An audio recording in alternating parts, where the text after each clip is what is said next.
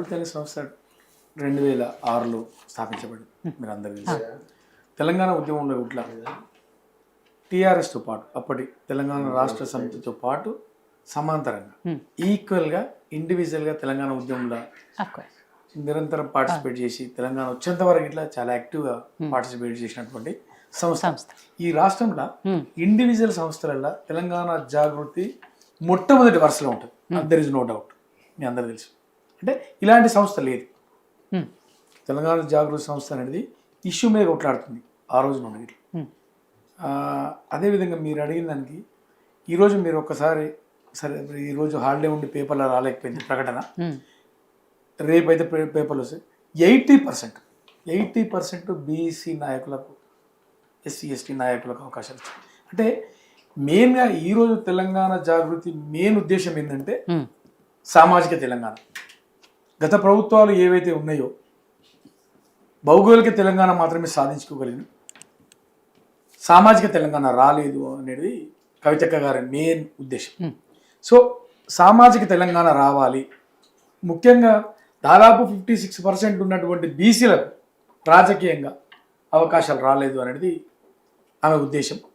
ఆ ఉద్దేశంతోనే ఏదైతే కామారెడ్డి డిక్లరేషన్ 42% రిజర్వేషన్ ఇస్తానికి మన గౌరవ ముఖ్యమంత్రి రేవంత్ రెడ్డి గారు చెప్పారో దాన్ని తూచా తప్పకుండా చేయాల్సిన అవసరం ఉన్నది గవర్నమెంట్ మీద, ప్రభుత్వం మీద అని చెప్పేసి చాలా ప్రెజర్ వేసినటువంటి ఏకైక సంస్థ తెలంగాణ జాగృతి. దాన్ని ఎవరు విమర్శించలేదు, కాదనలేదు. ఎందుకంటే మేడం ఈ రాష్ట్రంలో ప్రతి ఉమ్మడి జిల్లాలో 42% గురించి రౌండ్ టేబుల్ సమావేశాలు ఏర్పరిచినటువంటి సంస్థ ఇట్లా తెలంగాణ జాగృతి. అలాగే ఇందిరా పార్క్ దగ్గర చాలా సందర్భాలలో సభలు, సమావేశాలు, ధర్నాలు ఇలాంటివి చేసింది. మొన్న 72 గంటలు నిరాహార దీక్షకి ఇట్లా కూర్చోవడం జరిగింది. దానికి మరి కోర్టు పర్మిషన్ లేకపోవడంతో 24 అవర్స్ క్లోజ్ చేయడం జరిగింది. అదేవిధంగా అంత ముందు కూడా ఈ ఆర్డినెన్స్ రాకముందు కూడా రైలు రోకో కార్యక్రమానికి ఇట్లా తీసుకోవడం జరిగింది. మీ అందరికీ తెలుసు. రైలు రోకో కార్యక్రమం చేస్తున్న క్రమంలో పోయి మరి అదేవిధంగా ఢిల్లీలో ఇట్లా ప్రెస్ మీట్ చేసేయడం జరిగింది. ప్రెస్ మీట్ చేసిన మరో తర్వాత రోజు 2-3 రోజులకు ఆర్డినెన్స్ తెచ్చారు. ఇట్లా ఈ అంటే బీసీలకు ముఖ్యంగా సామాజిక తెలంగాణ కోణంలోనే ఈ సంస్థ పనిచేస్తుంది. అవకాశం వచ్చినప్పుడు రాజకీయంగా బీసీలకు అవకాశాలు రాలే కాబట్టి అవకాశం వచ్చినప్పుడు రాజకీయ పార్టీకి ఇట్లా ఎదిగే అవకాశాలు ఇట్లా ఉన్నాయి. రూపుదిద్దే అవకాశం ఇట్లా ఉన్నాయి. దాంట్లో ఎలాంటి డౌట్ లేదు. ఖచ్చితంగా సామాజిక తెలంగాణ గురించి కొట్లాడుతుంది కవితక్క గారు. యాదగిరి గారు మీరు అన్న దాంట్లో తప్పలేదు.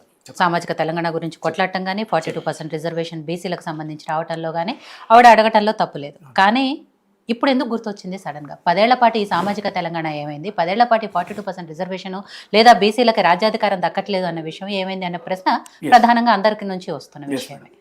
మేడం 2023లోనే కవితక్క గారి ఇంట్లోనే సమావేశం జరిగింది. అప్పుడు గవర్నమెంట్ బీఆర్ఎస్ గవర్నమెంటే ఉంది. ఇదే ఆర్ కృష్ణయ్య గారు ఇట్లా ఆ సమావేశంలో పాల్గొన్నారు.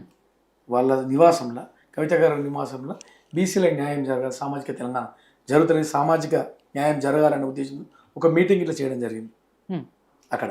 అంటే 2023 వేసుకుని అప్పుడు 10 ఏళ్ళు అయిపోయింది కదా.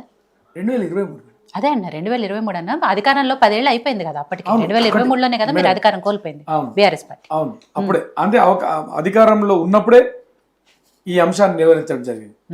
సామాజిక న్యాయం జరుగుతలేదు, బీసీలకు అవకాశాలు వస్తలేవని. ఇంకొకటి మేడం, ఇప్పుడు ఆ రోజు కవితక్క ఎమ్మెల్సీ మాత్రమే, ఎంపీ ఎమ్మెల్సీ మాత్రమే. నిర్ణయాలు తీసుకునే అవకాశం ఇట్లా ఆమెకు లేదు. మీ అందరూ తెలుసు. నిర్ణయాలు తీసుకునే స్థాయిలో ఇట్లా ఆ రోజు ఆమె లేదు కాబట్టి, అవకాశం లేదు కాబట్టి తీసుకోలేకపోయింది. అవకాశం ఉన్నప్పుడు ఆమె గలాన్ని విప్పడం జరిగింది. ఖచ్చితంగా బీసీలకు న్యాయం జరగాలి, సామాజిక తెలంగాణ రావాలి అని గవర్నమెంట్లో ఉన్నప్పుడే ఆమె గలం ఇట్లా విప్పడం జరిగింది. సో అప్పటి నుంచే స్టార్ట్ చేశారు, అధికారంలో ఉన్నప్పటి నుంచే స్టార్ట్ చేశారు. ఇప్పుడు దాన్నే ఎజెండాగా ముందుకెళ్తారు. ఈరోజు మా తెలంగాణ జాగృతి చేసిన కార్యవర్గం ఇట్లా కంప్లీట్ గా సామాజిక తెలంగాణ పెద్ద పీట మాత్రం బీసీలకే ఇచ్చింది అవకాశం. ఒక ఎస్టీకి ఇలా వర్కింగ్ ప్రెసిడెంట్ గా అనౌన్స్ చేసింది. అవును, రూప్ సింగ్ గారు. అవును, రైట్. సో రామూర్తి గారు, మొన్నటి వరకు తెలంగాణ జాగృతి అధ్యక్షురాలతో పాటు బీఆర్ఎస్ నాయకురాలు అని చెప్పేవాళ్ళం కవిత గారి